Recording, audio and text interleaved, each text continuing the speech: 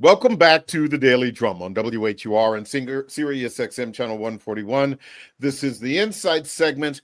I'm Harold Fisher. Tonight, we are talking about addiction and recovery. It is an issue that touches a lot of people across the DMV and beyond. People and families are fighting against the tides of dependency. They're also searching for a path to healing.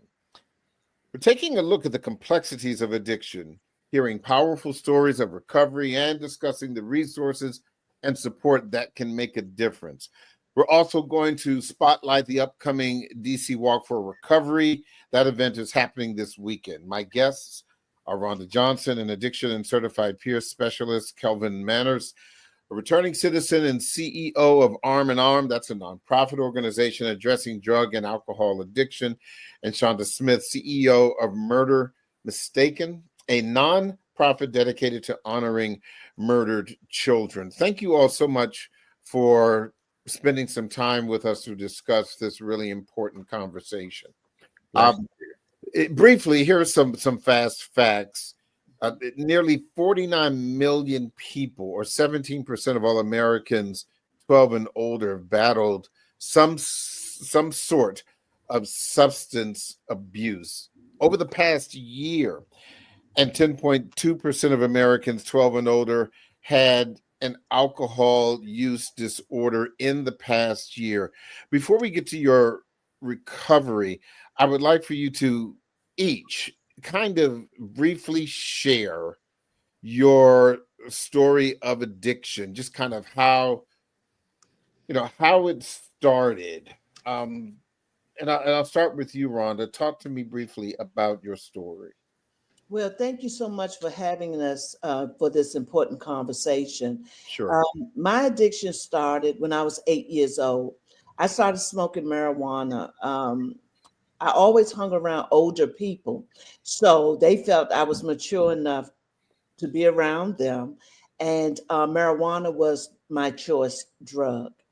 As I was going through life, I met somebody, a young bully of the neighborhood, and he took to me, and him and I used to go. I grew up down Southwest by the waterfront, and we would ride our bikes down there and smoke the marijuana. And that's when I learned that the marijuana was calming voices that was telling me to kill myself. Oh my. Mm. Kelvin, what about you?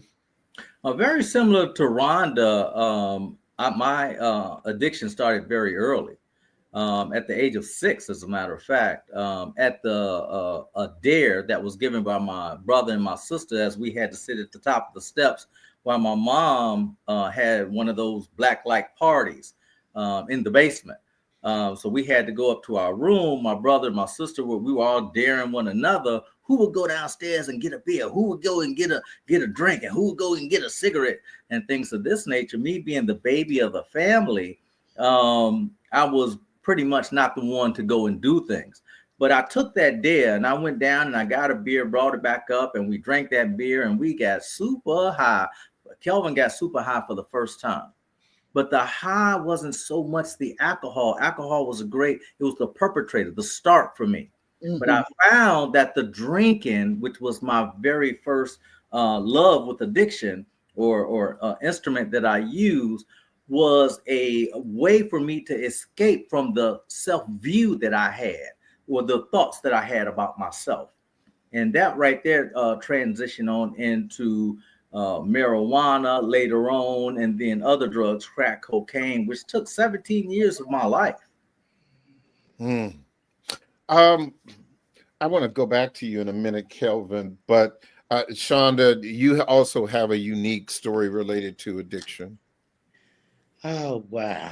I was trying to think of the year it started. I had to been between 15, 16.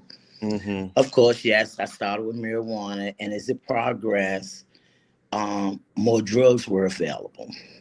You were turned on to the angel dust and the different things. At 16 years old, I was sticking intravenous needles in my arm. I liked the bam. I ain't like the dope. So I sped my way. I was losing weight and, I don't know, seeing things out the side of my eyes. But right now, the dad can't even smoke marijuana, so I don't smoke it. I'm a two puffer if I did hit it, but it spiraled out of control. Crack cocaine, I done did them all. I didn't want to learn how to cook crack because I was already smoking crack. Even with the diabetes, they keep telling me, I keep telling her, I'm not going to take insulin because I don't want the intravenous needles. I don't know if that's going to trigger me. And then you got people that's stealing the diabetic medicine. They using that to lose weight. I know they seeing things out the side of their eyes because that's what that BAM did for me. Prolutin, BI-62. I was a BAM head, a crackhead. Call it what you want to call it, but I was out there. But I thank God I've been drug free. I can't do it. And I never like the smell of alcohol because what? Biz smelled like spitter. I tried drinking. That just wasn't for me. I don't like the drunken feeling. See, I'm one of them people when I get high, I want to feel good. I don't want to feel like I'm out of it. And that's for me. Kelvin, you are a military veteran. Yes. Oh, wow.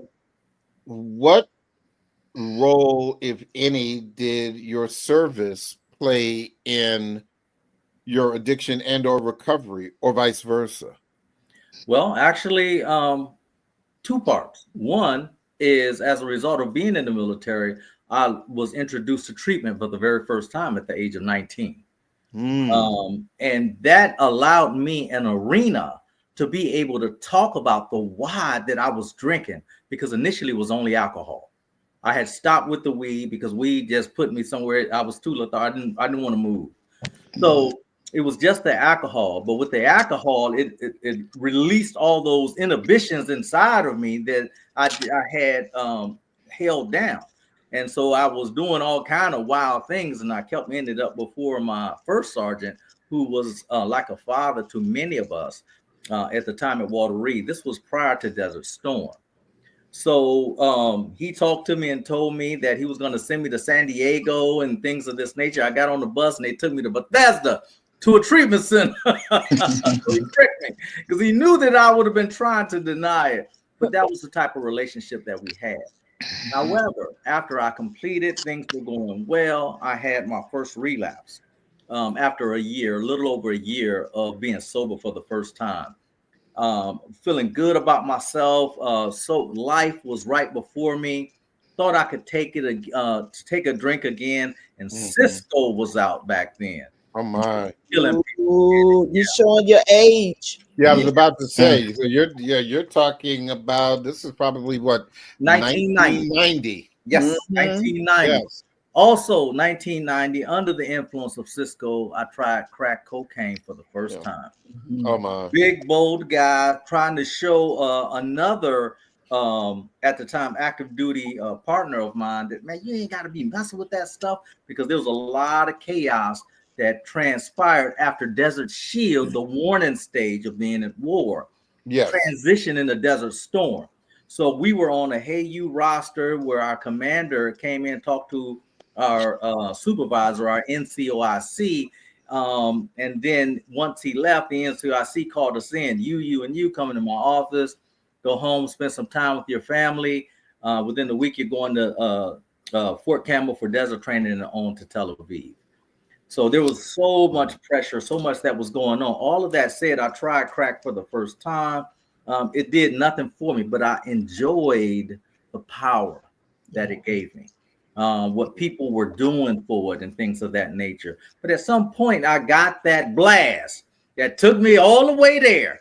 And that all the way there, I chased for the next 17 years, all the way up to May 20th of 2006, which was the last time I used drugs or alcohol. Rhonda, what was the turning point for you briefly? What was it that made you move toward recovery? Well, I had lost my mom and my dad. My dad was 57 and my mom was 54. And they had been married from, mom was 15, dad was 17. So all I knew was mom and dad. I was mom and dad's girl. My son, my oldest son, and shout out to my children, Jeffrey, Jamar, Jasmine, kind of sat me down and said, hey, look, We know you're hurting. And Jeffrey said, I will do and be there for you and support you. Just go into treatment. And that's when I said, okay, it's time to do something, because I was a closet addict. And What do you mean by that? yes, to many people in on this who's listening to this, a closet addict is someone who gets high by themselves. They can get high, and you would never know unless they told you they were getting high. So, being a closet addict, my children never saw me get high. My children barely saw me smoke cigarettes, but they knew I was doing something. I would wait for them to go to sleep, or um, my family. Nobody knew really I was smoking crack cocaine unless I told them. That's right. I want to make sure that we get this information, and I still have so many questions about this, but I do, Rhonda, want you to share about the walk coming up this weekend. What is it? What is it for? Where is it? And how people can get more information about it. Well, this is our fifth walk, and will be located on the National Mall. The address is 1415 Madison and Jefferson Drive, adjacent from the African American Museum, in front of, on across the street from the Washington Monument. Now, I want to share real quick why this walk is so important. First and foremost, for Kelvin and Shonda, for me, I had to address my addiction and my mental health. So when my light bulb of awareness came in for co-occurring disorders, was most of the time, I'm pretty sure Calvin and Shonda can testify, that we were more considered an addict instead of someone going through depression, grief, or trauma. The DC Walk for Recovery is to bring awareness to what addiction and mental health do to a person. They feed off each other. And for the last, we started in 2018, our goal and mission has been to bring awareness about both. And when does this start? This is Saturday morning? It is this Saturday, April the 26th, on the National Mall. What time? We will be out there from 9 to 4. I'm telling everybody bring their boots on the ground fan, because we're going to be shaking it up. Oh my. But it's more of a resource. Kelvin leads our walk. Shonda's our cheerleader. We all work together. Amanda, Kiki, Lynn, Anna, all of us work together. That's right. The success. But at 12 o'clock, we line up. We'll be lining up at 11:30, and Kelvin leads us on our national walk every year. And where are you walking to? We are walking to the African American Museum, actually to our original site. We were across the street from the African American Museum, and since 2018, we have grown. That the national park moved us across the street. That's right. So we will be walking from our event site on the gravel to the African American Museum, and then we're going to line up. We're doing something different this year. We're taking a national picture right there across the street from the African American Museum. Then we're walking back to the site where our DJ Cedric will do his thing. Get your boots on the ground. Is there a website where people can get more information before we take this quick break? Yes, our website is DC Walk 4 Recovery at Gmail. No, excuse me, y'all. DC Walk for Recovery.com. DC Walk 4 Recovery.com. Wonderful. Good luck on Saturday. And I'd like to ask you all to hold on, because we are going to take just a short break. But don't forget, you can hear this in every edition of the Daily Drum Insight segment via podcast on WHUR.com. The original Quiet Storm with Raheem Devon is next on WHUR. This conversation continues on Sirius XM channel 141 and 96.3 HD2 in just a few seconds.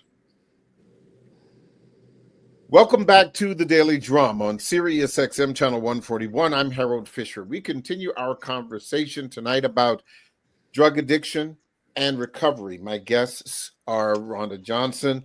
She is an addiction and certified peer specialist. Kelvin Manners, a returning citizen and CEO of Arm in Arm. It's a nonprofit organization that addresses drug and alcohol addiction. And Shonda Smith, CEO of Murder Mistaken, a nonprofit dedicated to honoring murdered children. Shonda, I wanted to talk to you about your organizations and what inspired you to do this, because in Rhonda and Kelvin's case, they spoke specifically about their addictions, but your nonprofit deals with children who are victims of homicide.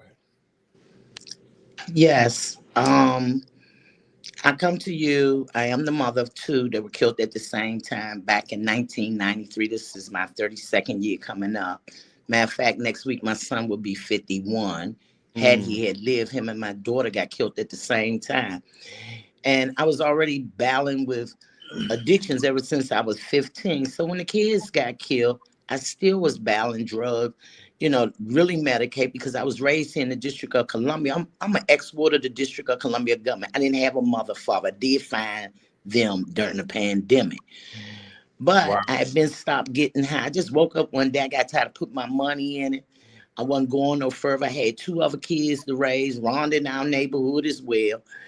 And I wanted my kids to see that this not your mother that want to stay high all the time.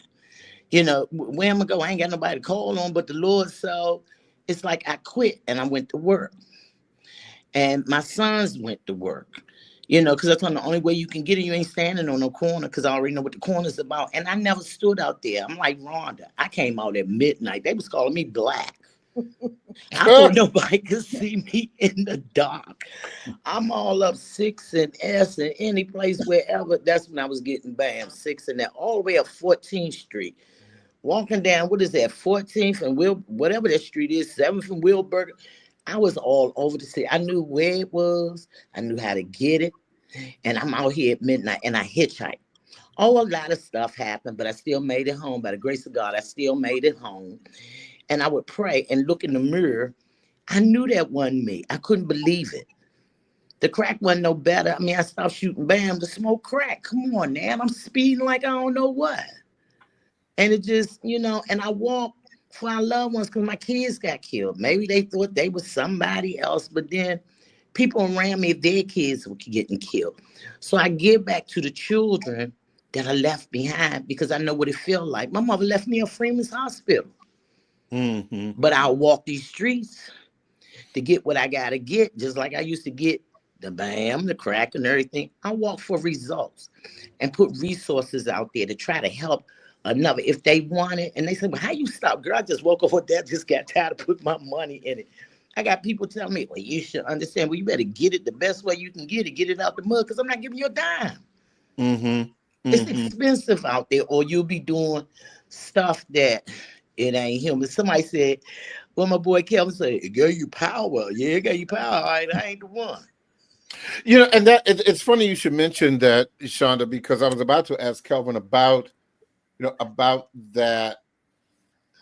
I'm assuming, like as with most addictions, you had cravings. Can you describe what those cravings were like?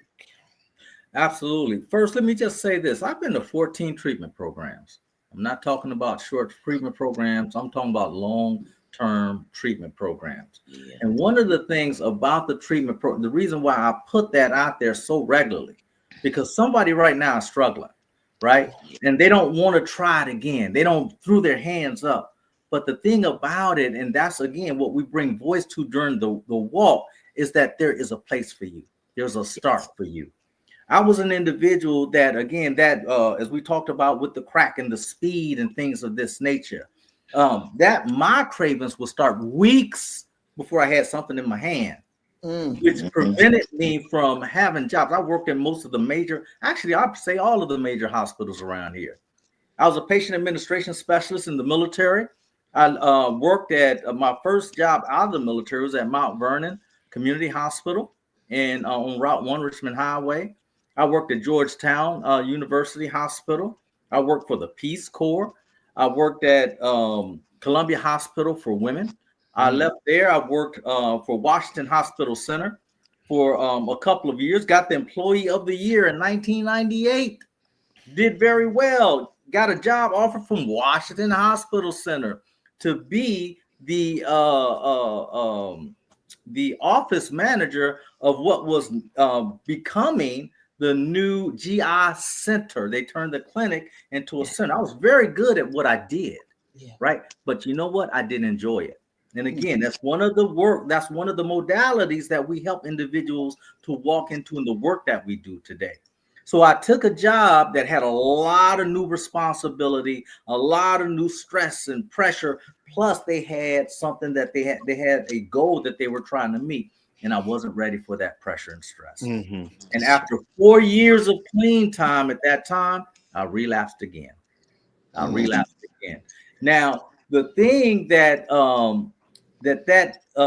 ended up leading to and making me aware of was the pressures that I was putting on myself, trying to make up, want to get somewhere that I hadn't been yet, but it just wasn't time.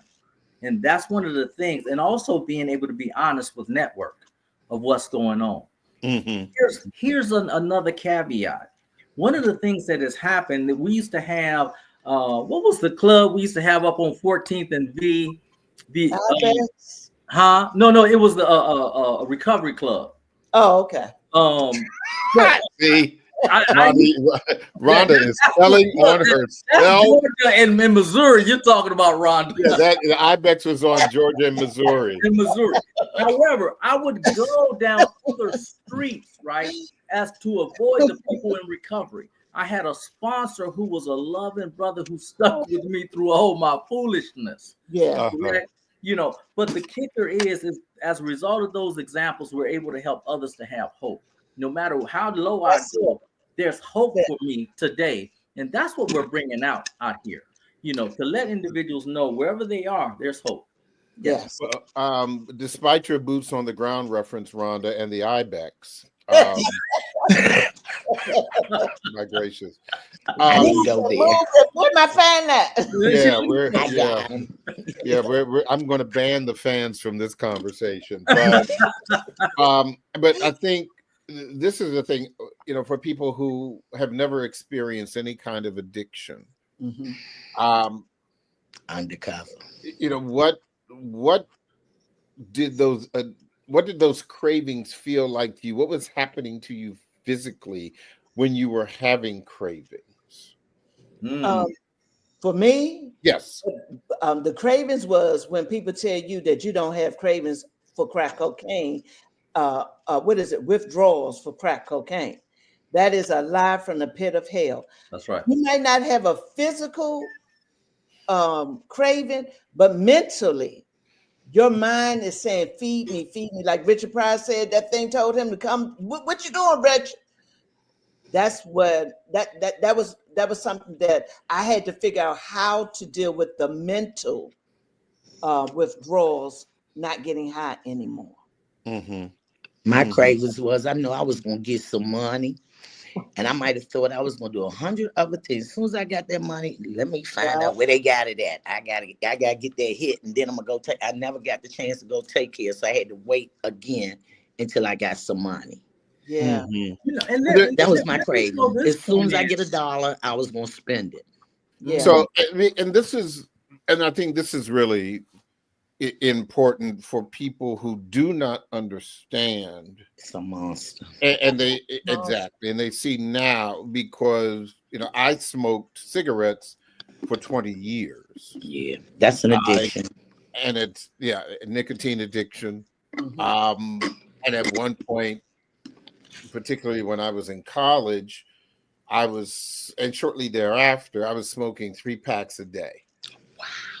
So we're talking about 30 cigarettes. I was a chain smoker. Wow. And I quit on November 13th of 2001.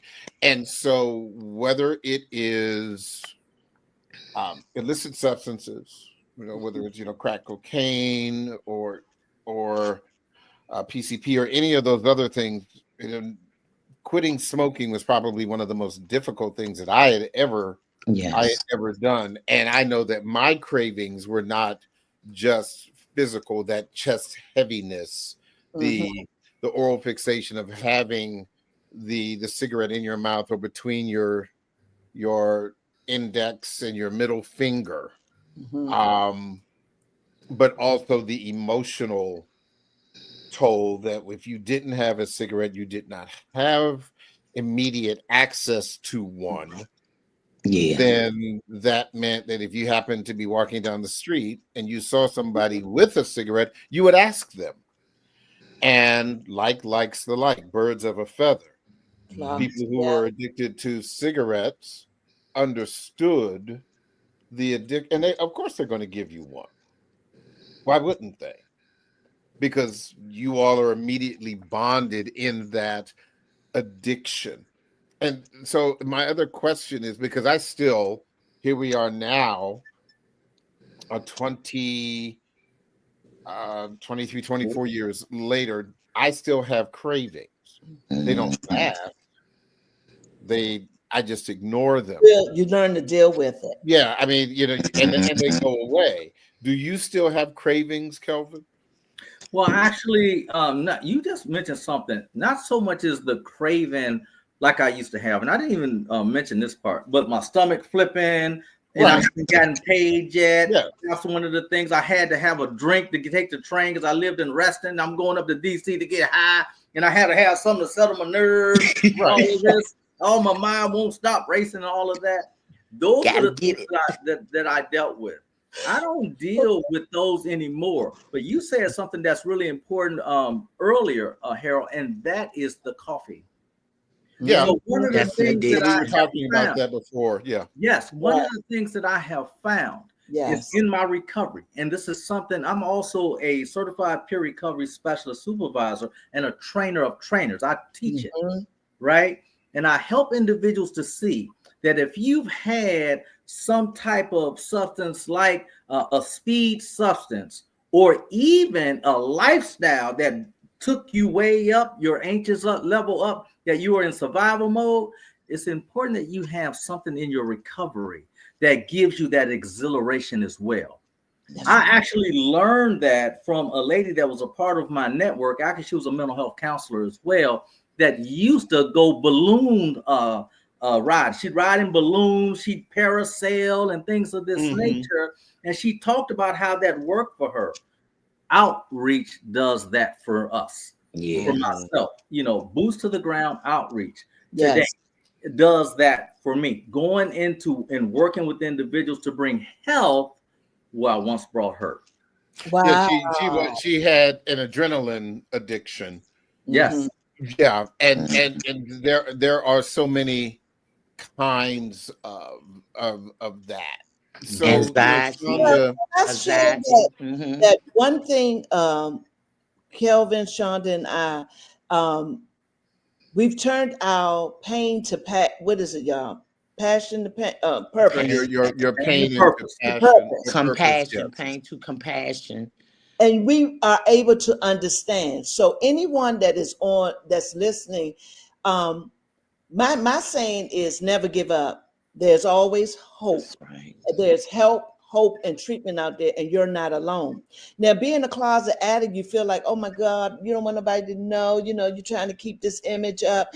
And what I found out, because I went to the psych ward 6 times for trying to get myself together.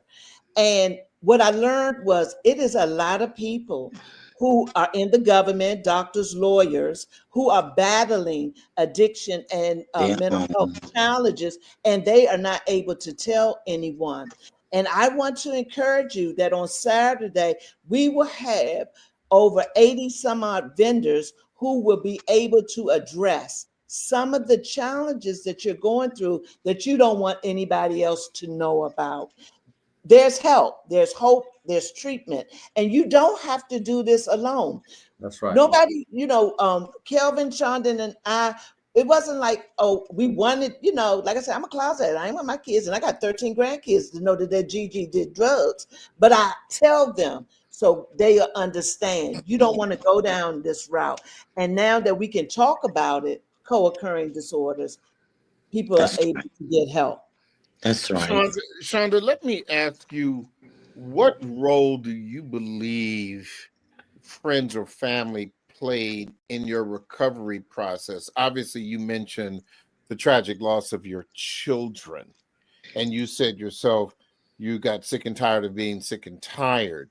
But did you have someone who was there with you that you could lean on, or was this something you really kind of went through on your own? Harold, I kind of dealt with it on my own. Like I said, I was raised in the foster care system. My ex was Mm-hmm. the district government. I think I left them at 15. So when you hanging on the streets and trying to hang with the old head, they got different things going on. So I would act like I knew what I was doing, and that's what started it. And how it ended was I got tired. My kids, my son, I don't have nobody. I ain't have a mother. I mean, I got people I call family. They done got grants, so I had to go. And I finally found my family during the pandemic. My mother, I went to her funeral 9 days later. But she gave me enough that I don't have to look back. I don't no longer have to look for her. That was part of my trauma as a child.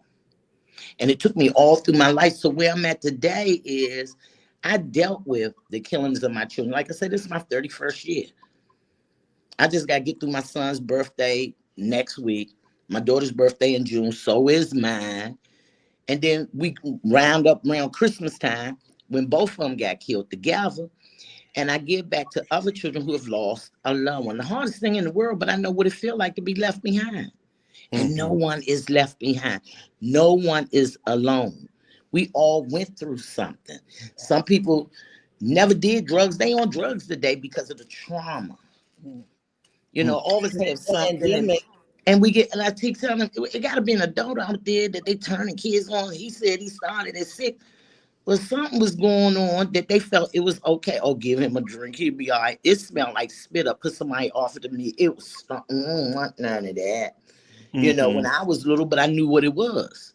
It was around me. Yeah. And you got families now today.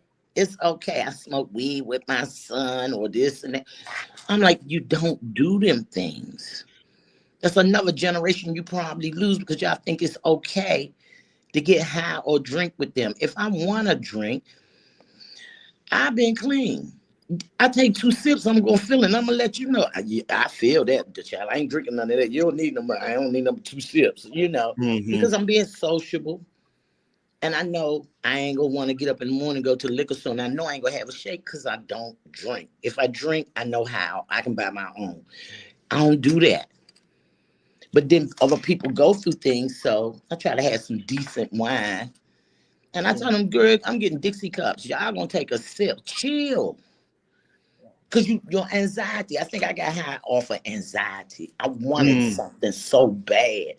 And if I mellow out, I'll chill. But tomorrow, I'm going to still want what I want. And the anxiety level is going to build up in me. Kelvin, let me ask you this. You said that, with the relapses and the moving to, crack cocaine and then being addicted for 17 years. So you, as they say, started at the bottom. Now you're here. What was it that finally, number one, got you through? And the other thing I wanted to ask you, because you did mention before we started this conversation that your wife was working upstairs. So you're married. Yes. And so I'm wondering, first of all, like I said, what was it that completely turned you around, and what impact did your current marriage have on keeping you clean and sober? Well, I'd love to be able to say that it was, I thought about my family, I thought about my kids, but it wasn't enough. The crack cocaine addiction that had the hold on me, I went out again. My wife was disappointed. She was hurt. By the time I got clean, May 20th of 2006, I was in the shelter in DC because I couldn't be trusted to be at home. Right. And so I was in DC and I was on the streets, you know, and this was, again, dealing with the issues of, and as Rhonda mentioned earlier, it was the mental health, the unaddressed mental health that continue. I know that today, and that's why I'm grateful for prison. I'm an individual who transitioned from being a drug addict to being a drug dealer to going to prison to finally getting the understanding that there hasn't been any mistakes in my life. Right. It's all for the work that I do today in the lives of other people who are struggling in crisis situations, substance use, mental health, and other forms of trauma. But as far as my wife stayed the course. I've been married for 34 years. Tell them that. How many years? 34 years. I get country with it, y'all. But the kicker is, and my wife has been an overachiever. We're still, everyone with a beating heart is still in a process. So there's still the things about me that I'm discovering, because once the alcohol, the drugs are removed, then there I am. There's still other behaviors. There's things that are precipitated that in the very first place. And so it's that character building. It's the recovery pathways that are so important. Being able to have recovery capital, and I'm talking about people, networks of people. I'm so glad. I am so glad right now. I could sing it like that song that I didn't know Shonda out there, because me and her would have been road dogs. But yes, I think this is the first time that I've ever had a conversation about drug addiction and recovery where there has been so much joy in this conversation. But I think that says something, and I will say, maybe the next time we talk about this, Kelvin, we'll have to have your wife included in this conversation. And I say that in all seriousness, because it takes an extremely strong and extremely loving person, yes, an extremely patient person to after 34 years of ups with so many downs, based on what you've shared with us, for you to say that, yes, I'm still married, that she's still here, that she's upstairs working while I'm having this conversation. It's beautiful. And she's beautiful too. Yeah. And that's DC Walk for Recovery. Yeah. You got to come down. You have to party with us, celebrate with us. I don't have a fan. That's all right. Johnny got one for you. I bought fans for He said he bringing some too. And men ain't supposed to carry fans. And some of us are senior citizens. Okay, well, I'm not gonna be doing all that pump, but I gotta move for you though. I gotta move for you. Oh yeah. For some reason, I really believe you. Rhonda, when you look at where you are now and the intervention that your family made on your behalf, what is the thing that is most important to you, the thing that comes to you about just how far you've come, just like Kelvin and Shonda? Well, one, I like to shout out to Shonda. I had a dual personality that evolved when my mother and father died. Her name is Mary, and I lived in Irish City. Mary lived in Irish City, and Shonda was a extra mother to my children. And I love you for that, Shonda. Thank you. Where I am now, like I said, I'm a grandmother of 13, and Shonda's sons, my son, daughter, for us to come together as a family, like Calvin and his wife and his family, after all the hurt and pain, they see who I am. And that is the most important thing, because I was 99 pounds soaking wet. I never looked in the mirror. I thought I was the baddest thing going. And you could do like that. Me too. Me too. But I am in a better space mentally. Yes. So I've dealt with the mental, physical, emotional, social, and spiritual aspect Mm-hmm. to evolving and accepting it's okay to be a queen. What do you mean by that? Because we all were chosen That's back then. I'm speaking for Rhonda. I didn't want to accept it because I didn't want nobody to look at me and say, oh, you think you better or this and that. But I was always chosen. And God let me go through the channels so that I could tell someone today, it's okay to be a queen. It's okay to love yourself. And it's okay to be a king. And in spite of what nobody think, I love Rhonda. That's beautiful. Yeah. Calvin, I've got about 30 seconds or so. I'll let you have the last word on the rest of your life. Well, the rest of my life, again, as I said, I went to prison, and that was necessary. I'm one of those individuals that prison was good for, and I say that regularly. The thing about prison is it allowed me to go inside and talk about that mental health, because you don't talk about that in my family. And so many cultures, not just the Black culture, Hispanic culture, Muslim culture, Ethiopian culture, it's just not talked about. It's taboo. But what I couldn't do any longer was run. And see, that's what the drugs and the alcohol did. It allowed me to run and to escape. Running was over. I was inside. I was looking at a sentence of 5 to life. All I could do was go inside. And as a result of the blessing of being able, through the Spirit of God, to be able to face it, because that was my responsibility, and to be able to look at what things were I had wound up over the years, I was able to slowly, over the 5-year period, unwind for myself. As a result, I wrote a curriculum about it and began working with individuals while in prison, transitioned to the outside, and started a program called Arm in Arm that is transitioned into a 501c3 nonprofit program that's throughout the DMV. We're working now in 6 different jurisdictions, and individuals are getting better each day, each community, one day at a time. I think that's a good place to end this conversation. I want to thank all of you, Rhonda Johnson, Shonda Smith, Kelvin Manners. I really appreciate the honesty that a lot of people need to hear, whether they are in the struggle or knows someone who is. So thank you all so much. Good luck with the DC Walk for Recovery on Saturday morning. And again, I appreciate your time. And always, as they always say, look, we're still here. A lot of people can't say.